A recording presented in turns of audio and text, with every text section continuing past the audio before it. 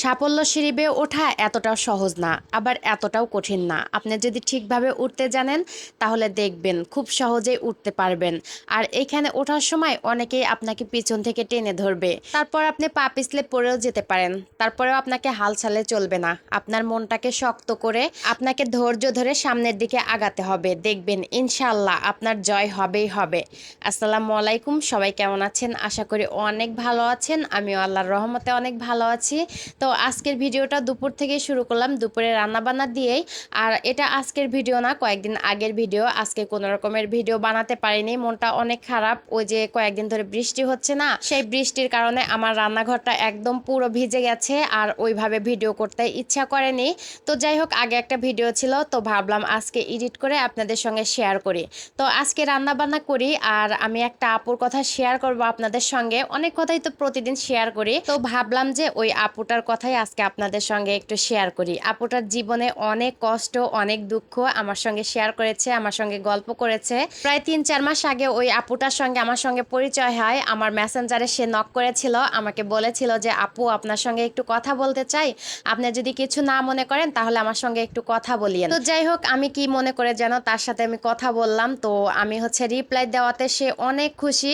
সে বলতেছে কি যে আপু আপনি আমার সঙ্গে কথা বলতেছেন, আমার যে এত ভালো লাগতেছে আমি বলে বোঝাতে পারবো না। আমি অনেক আপুদের সঙ্গে কথা বলার চেষ্টা করেছি, অনেক আপুদের নক করেছি, কিন্তু কেউ রিপ্লাইও দেয় নাই, কথাও বলেনি। তো যাই হোক, পরিচিত হওয়ার পর ভালোই লাগলো। আপুটা আমাদের এলাকারই, তো আমি বললাম যে ভালোই হয়েছে আপনার সঙ্গে পরিচয় হয়ে, আমাদের সিরাজগঞ্জেরই আপু। তো যাই হোক, ওই আপুটার না অনেক কষ্ট। ওই আপুটা আমাকে বলতেছে কি যে আপু আমাকে একটু হেল্প করতে পারবেন? তারপর আমি জিজ্ঞাসা করলাম আচ্ছা বলেন কি করতে হবে। তখন আপুটা বলল কি যে আমি একটা পেজ খুলে কাজ করতে চাই, আমার কাজ করার অনেক শখ, আর আমার অনেক দরকার।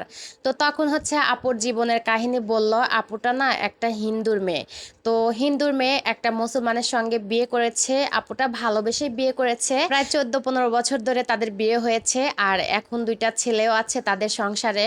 আর এখন নাকি তার হাজবেন্ড তাকে আগের মতো আর ভালোবাসে না। তারপরে অনেক অনেক কথা বললো, তো সেগুলো আর প্রকাশ করলাম না। তো যাই হোক, সবারই ব্যক্তিগত অনেক রকমের ব্যাপার স্যাপার থাকে। তো আপুটাকে দেখার পর না আমার অনেকটাই মায়া লেগেছে। আপুর মুখটা না একদম মায়াবী, আর দেখলে বোঝা যায় কি যে আপু খুবই কষ্টে আছে। তো যাই হোক, আমি না আপুকে সবকিছু বললাম যে আপনি এইভাবে এইভাবে কাজ করবেন, এইভাবে পেজ চালাবেন, এইভাবে পেজে কাজ করবেন। তো আপুটা এতটা খুশি হয়েছিল সেই দিন, মানে বলে বোঝাতে পারবো না। যাই হোক, আপুটাকে আমি বলেছিলাম আপনার যে কোনো সমস্যা হলে আমার সঙ্গে যোগাযোগ করেন, আমি আপনাকে বলে দেব। তারপর থেকে টুকটাক আমি অনেক কিছু তাকে শিখাইছি, বলে দিয়েছি। তারপর আলহামদুলিল্লাহ 1 মাসের মাথায় স্টার সেটআপটা চলে এসেছে, আর এখন পেজের বয়স 3 মাস। আর 2 দিন আগে আমাকে ফোন দিয়েছে, সে বলতেছে কি যে আপু আমি তো অনেক খুশি, আমার তো একটা ভিডিও ভাইরাল হয়ে গেছে, আর 2-3টা ভিডিও ভালোই মোটামুটি ভিউ হয়েছে। তো শুনে অনেক খুশি হয়েছিলাম, আর আপুটা অনেক খুশি হয়েছে, আমাকে অনেক অনেক দোয়া করেছে। ওই যে ভিডিওর প্রথমে আমি বললাম না যে সাফল্য সিঁড়িটা বেয়ে ওঠা এতটা কঠিনও না, আবার এতটা সহজও না। তো ওই আপুটাকে আমি কিন্তু বলেছিলাম যে আপনার সবসময় ধৈর্য রাখতে হবে, ধৈর্য হারা হলে চলবে না।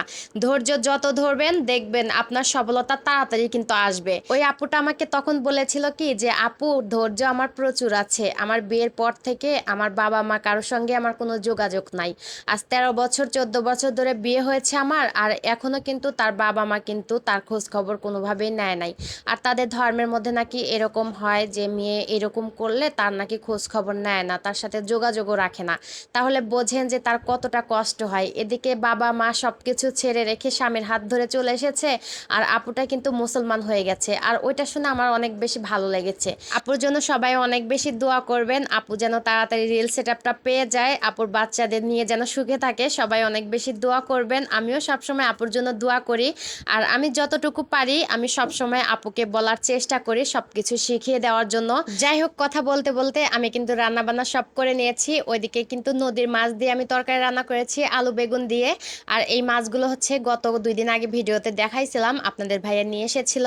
তো ওই মাছ রান্না করেছি আর পটল ভাজি করেছি। আর এদিকে দেখেন বাহিরে কি পরিমাণ মেঘ ধরেছে, মনে হচ্ছে এখনই বৃষ্টি নেমে যাবে। তো যাই হোক, আজকের ভিডিওটা এই পর্যন্তই। আমার ভিডিওটা দেখার জন্য সবাইকে অসংখ্য ধন্যবাদ। সবাই ভালো থাকবেন, সুস্থ থাকবেন। আল্লাহ হাফেজ।